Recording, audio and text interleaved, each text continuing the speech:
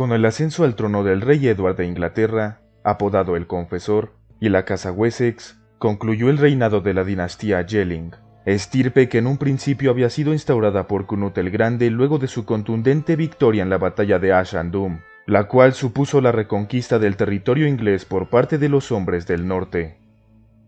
Desde el principio, Edward se aseguró de elegir a sus más destacados confidentes dentro de su círculo social y del de su madre, la reina Emma de Normandía, para convertirlos en sus consejeros personales, nobles descollantes y sacerdotes destacados, comenzando así la edificación de su propia pirámide de poder. El monarca solidificó aún más su posición al unirse en matrimonio con la hija del noble más poderoso de Inglaterra, la princesa Edith, sucesora del conde Godwin de Wessex. Sin embargo, el hidalgo no estaba conforme con el incremento de la influencia normanda en la corte anglosajona, por lo que durante los años subsiguientes se desató una inmisericordia disputa interna, que pondría a prueba la tenacidad de cada uno de los aristócratas que intervenían en la toma de decisiones del gobierno tutelar. En último término, Edward consiguió el apoyo de los condes de Mercia y Northumbria para desterrar a su suegro junto a su esposa e hijos. Sabiendo que volvería, el monarca utilizó su carencia de herederos como ventaja política, nombrando a un pariente lejano, el duque William de Normandía, su sucesor inmediato, fortaleciendo todavía más los lazos entre ambas coronas. Tan solo un par de meses después, Godwin regresó a Inglaterra acompañado de un gran ejército, y rápidamente consiguió el apoyo de algunas compañías marítimas, ciertos burgueses y un importante número de campesinos. Esto obligó a Edward a restaurar su título de conde y a devolver las tierras que le había confiscado. No obstante, Godwin tuvo cuidado de no oponerse directamente al nombramiento de un aristócrata normando como heredero a la corona inglesa, principalmente porque el monarca aún mantenía el apoyo de los nobles de Northumbria y Wessex, además de que ahora también podría contar con la ayuda de Normandía en caso de que se abriera un nuevo enfrentamiento. Al otro lado del Canal de la Mancha, William luchaba junto con sus simpatizantes para consolidar su control sobre tierras normandas, pues, al haber heredado el reino de su padre siendo su hijo ilegítimo, y teniendo tan solo 8 años de edad, era obvio que varios miembros prominentes de la aristocracia local competirían entre sí para colocarse en una posición más elevada, o por lo menos intentarían manipular al niño para acrecentar su propia influencia. Al pequeño rey le tomaría un considerable número de años asegurar su postura, pero la lucha prolongada por mantener su posición lo había convertido en un astuto jefe político y en un excepcional líder militar, y, para cuando alcanzó la edad de 30 años, ya ejercía poder sobre la mayor parte de los territorios costeros de Francia. De vuelta en Inglaterra, la noticia de la repentina muerte de Godwin sacudió a la nación entera. Su hijo, Harold Godwinson, sucedió a su padre como conde de Wessex, mientras que sus otros herederos, Tostig, Gyrth y Leofwine, se aseguraron de apoderarse de varios condados principales, consiguiendo ubicar a la mayor parte de los territorios ingleses bajo el yugo de la familia Godwinson. Mientras esto sucedía, el rey Edward tuvo que apartarse de los asuntos del Estado debido a sus cada vez más severos problemas de salud, cayendo eventualmente en coma y muriendo tan solo un par de días después luego de haber recaído. De acuerdo con algunos presentes, Edward recuperó la conciencia por un instante antes de conceder su último aliento, apuntando con la punta del dedo índice al conde de Wessex, quien sabría aprovechar la imprecisión de la señal y el caos del momento de manera muy sabia, no perdiendo el tiempo para proclamarse rey de Inglaterra la mañana siguiente.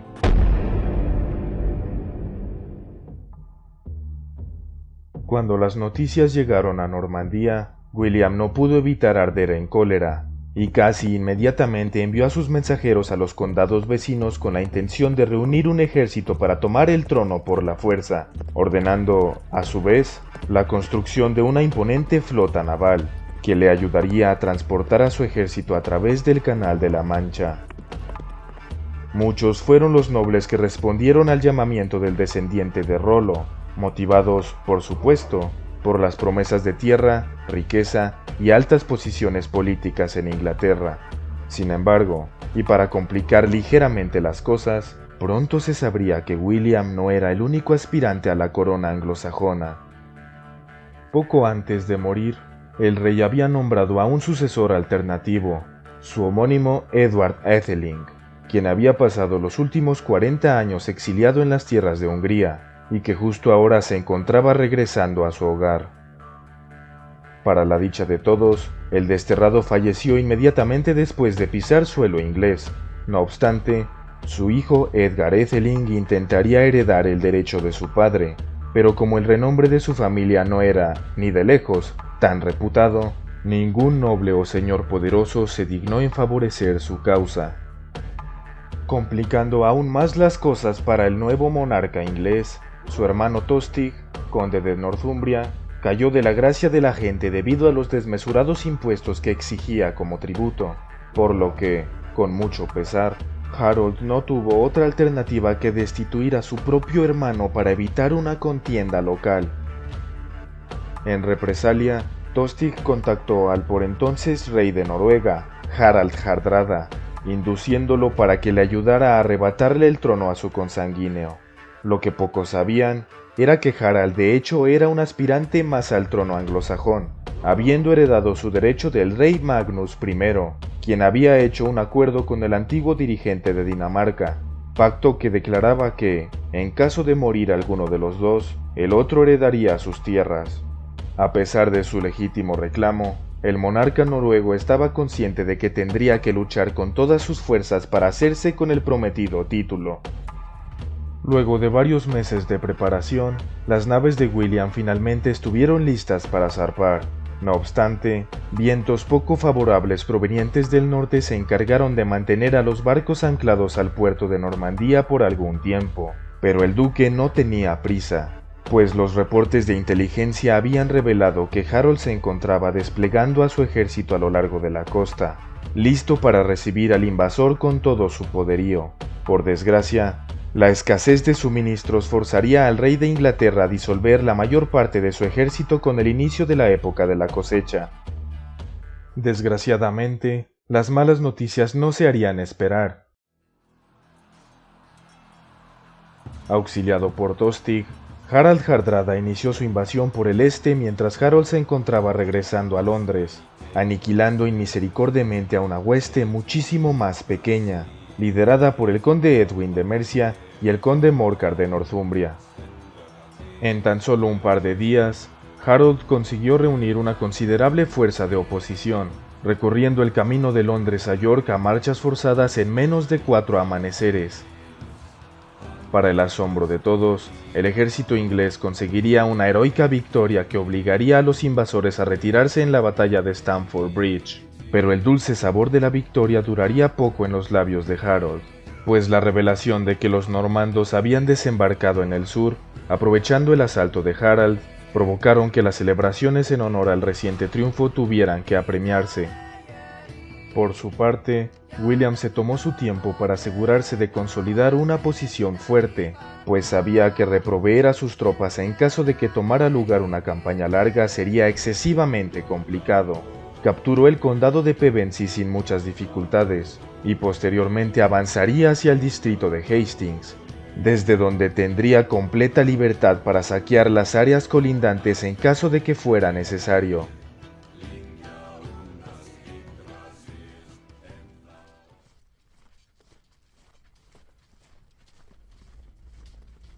Los hombres de Harold llegaron vencidos a la zona de guerra, aún exhaustos por la reciente contienda en Stamford y la fatigante carrera hacia Hastings. Acamparon cerca de la capital por una semana completa, alistando su equipamiento para el enrevesado enfrentamiento que estaba a punto de ocurrir.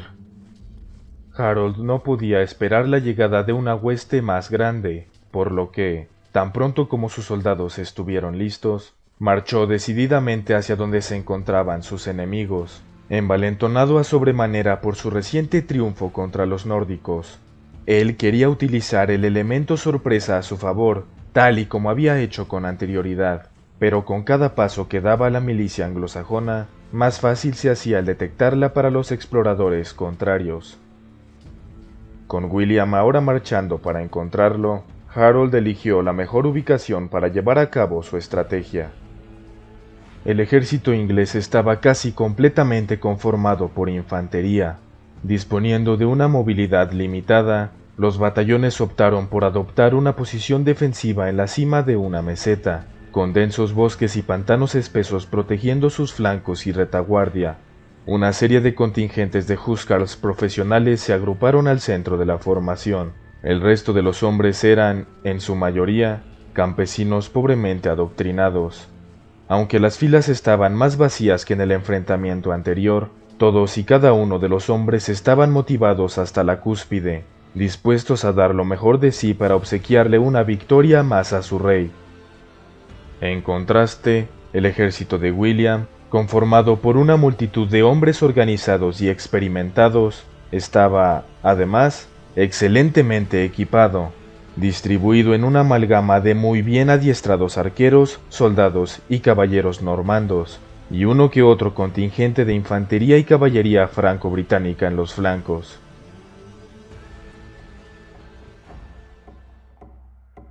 Junto con la salida del primer rayo de sol, William envió a sus arqueros al frente, pretendiendo debilitar la estrecha formación anglosajona desde una distancia mayormente segura. Las flechas disparadas cayeron con furia sobre los escudos contrarios una y otra vez, pero resultaron ser muy poco efectivas.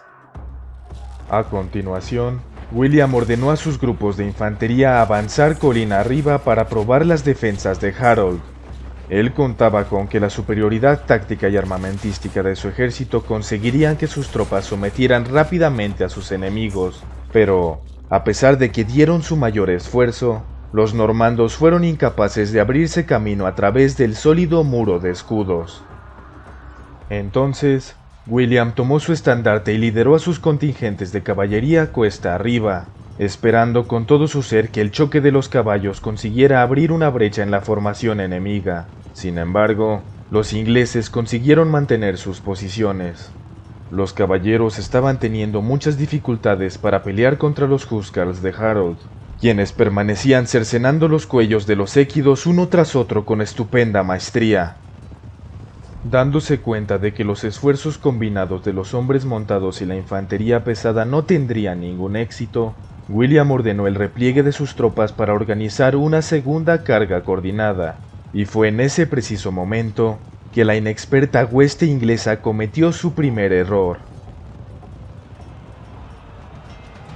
Confundiendo esta maniobra con una retirada de emergencia, una buena parte de la muchedumbre inglesa, ubicada en el costado izquierdo de la formación, rompió filas y empezó a perseguir al enemigo, ignorando por completo los gritos del comandante en turno, que intentaba prevenir tal acción con toda su voluntad.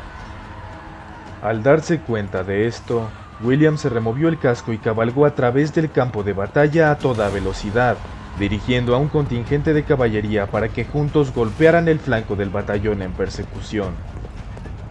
Conforme la reformada infantería comenzaba a reincorporarse, los pobres ingleses fueron rodeados y forzaron a orillarse a las faldas de una pequeña loma, donde, finalmente, serían masacrados sin siquiera tener oportunidad de defenderse. Buscando aprovechar el momento, William lideró un segundo asalto general, pretendiendo traspasar la alineación ahora que la columna principal se había adelgazado. Las flechas normandas impactaron contra los escudos de los defensores. La infantería avanzó decididamente seguida de cerca por los formidables caballeros acorazados, y pronto ambos bandos volvieron a sumergirse en un vehemente combate sin tregua. No obstante, a pesar de que los ingleses habían perdido un considerable número de hombres, el ataque nuevamente se vio convertido en fracaso, y los normandos tomaron la decisión de retirarse para modificar su estrategia por última vez.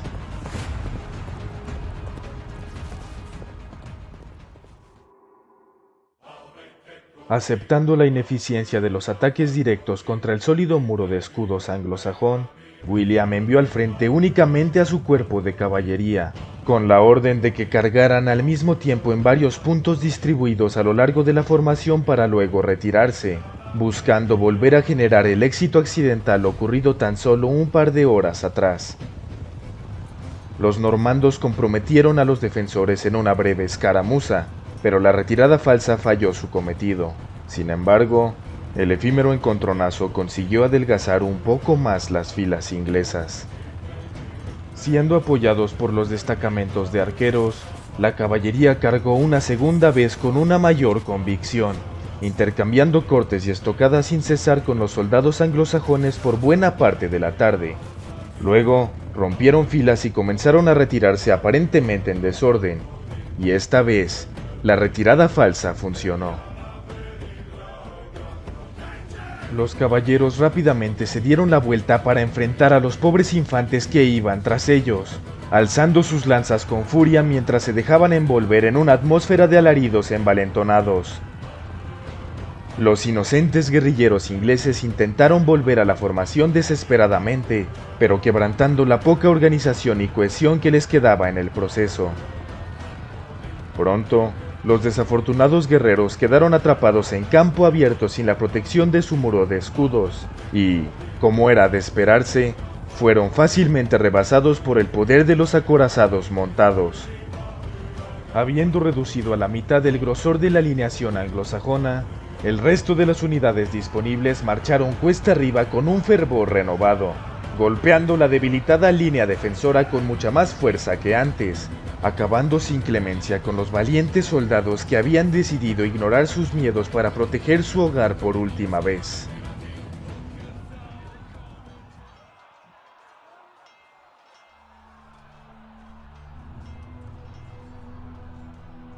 Una lágrima de desesperación recorrió la mejilla de Harold, que veía con temor y escepticismo cómo los normandos se acercaban cada vez más a su posición, pisoteando los desfigurados cuerpos de aquellos hombres que habían jurado dar su vida para protegerlo. Una fuerte punzada en su ojo izquierdo lo hizo caer de su montura, y su conciencia fue poco a poco extinguiéndose, al tiempo que una serie de siluetas ennegrecidas se acercaban vitoreando hacia él.